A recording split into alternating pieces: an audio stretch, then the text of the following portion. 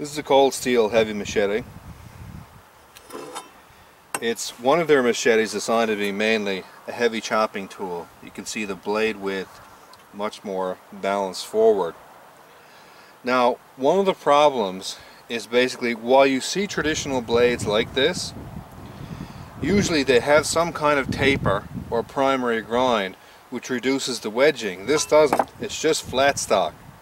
So if you're doing heavy chopping with this and you're not cutting all the way through, you're very likely going to have binding. Now that's not really going to be an issue with this in the current condition, because your penetration is going to be relatively low, because this doesn't actually come with any kind of edge on it. But assuming that you do tune it up a little bit, the lack of a primary grind or any kind of taper is likely to be a problem. The other issue is they have this here as sort of an index finger choil, but it's too small to really get your finger in. And the silly thing is, this blade is unsharpened, as in unground. There's nothing up to about right here. So they easily could have made this wide enough to fit two fingers in, give you a nice purchase, and let you choke up on the blade. Now you're going to want to round this off as well, so you can get a bit more comfort there, but that would add you a lot of versatility. So one of the first things I'm going to do is actually increase that notch and then fully round off the spine. Then sharpen the edge, recheck the cutting ability, and then put a differential grind on the primary, reducing this down to around, say, 5 degrees per side, and up here to around 10 to 12, because this is heavier chopping and this is finer work. In regards to the handle, it's very, very slick. When it gets wet, it's very difficult to hold on to, and in general I don't like this shape. I'd rather a swell in the middle, taper on both sides to give a nice hand-filling grip, but some people do actually like this. Now, just as a quick check to actually show you the level of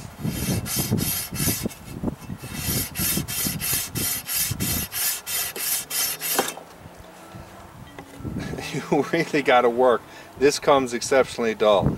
For cold steel to say that they ship this sharpened is kind of silly. And just to show you how blunt it is, so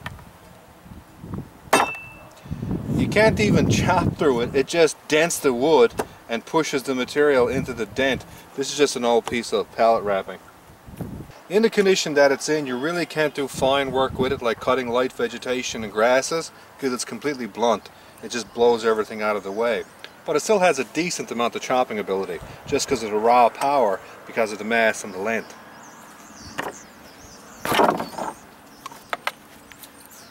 So if we start off with some really light wood, but you'll notice right away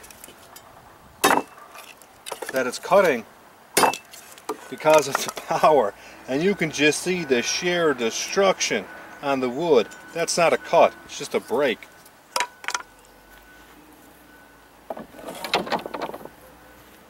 But still, even as bad as it is,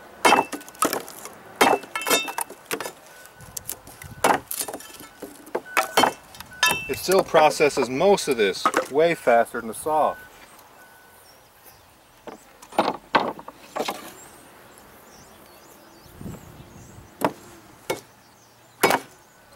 But it's about the limit of its work. And you can see it's so thin. Unlike many of the other blades where I would have effortlessly popped that apart, not going to do it. Anyway, let's be a bit more accurate this time.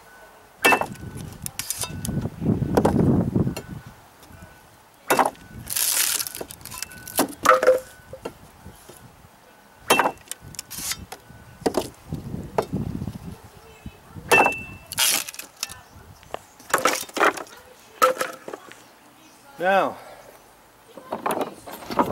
move up to just a little piece of wood. This is a piece of strapping that's been ripped, so it's only about slightly over an inch. Here you can see here, it's just basically beating its way through the wood.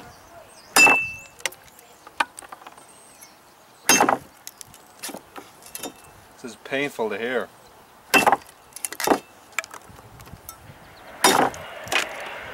So I mean, a knife of this size, weight, length should be able to cleave through this in one hit. It definitely shouldn't be making the wood look like this. And it shouldn't be making that sound. Nor should it be bouncing out of the wood. Out of the way. That's just ridiculous. For cold steel to say that they send these sharpened is foolish.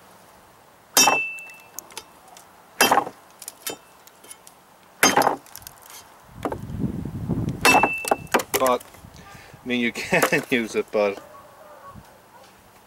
it's a bit silly.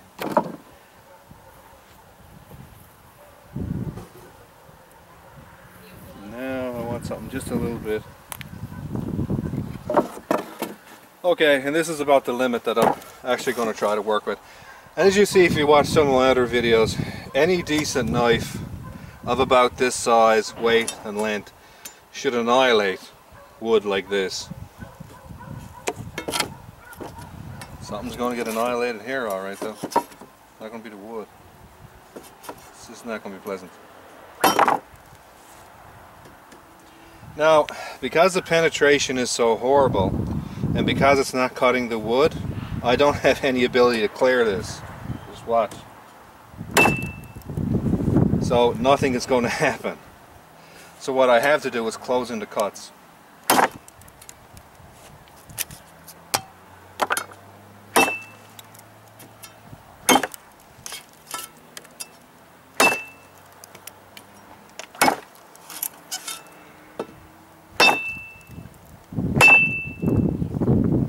Now the other thing is, I'm being relatively careful here because this is bouncing and, like I said, just beating the wood apart. The potential for glances is quite high, and that's why I've increased my angle of attack.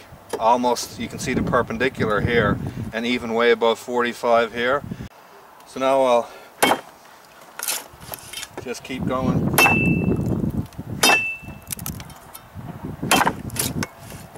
Almost there. So I mean, you can use it, but it's not anyway at all pleasant. And the sweet spot is, however, in the right spot. It's up around this area. But the force transfer back to the hand is enormous. You can really feel the impacts when you're using this because the blade's penetration is so shallow. The blade comes to a stop really quickly. That means there's a lot of force exerted on the blade. That force is transmitted back to your hand. You have to feel it. So if you take some of the better blades I got, would get almost all the way through this. This is coming to a stop with barely a ½ inch penetration, whereas the other ones could easily get around 2. A ½ inch is a quarter of about 2. That means this feels 4 times the force back to your hand. This has no ability to cut them at all. There's no edge on it. It's simply not in any way describable as sharp. It's not even apexed. Now, if we get to some stiffer vegetation like this, it is possible to cut it. And all that's happening here, of course, is that this can't move out of the way as easy as the grasses can, so it's easier to cut, especially if you cut off at a bit of an angle like that. You can still cut this light vegetation. That doesn't work as well on the grasses because even on an angle, they'll still move out of the way. They don't have the stiffness to be cut by a blade this blunt. And if we move to some actual wood, here's some alder, we can cut through this. You want a lot of speed though. You won't cut it at all slowly because it's not sharp. So all you have to do is move the blade fast enough and you can still cut it. The problem is, if you look at it, you can see still tearing all here and splitting right here. If the blade is sharp, you won't see that.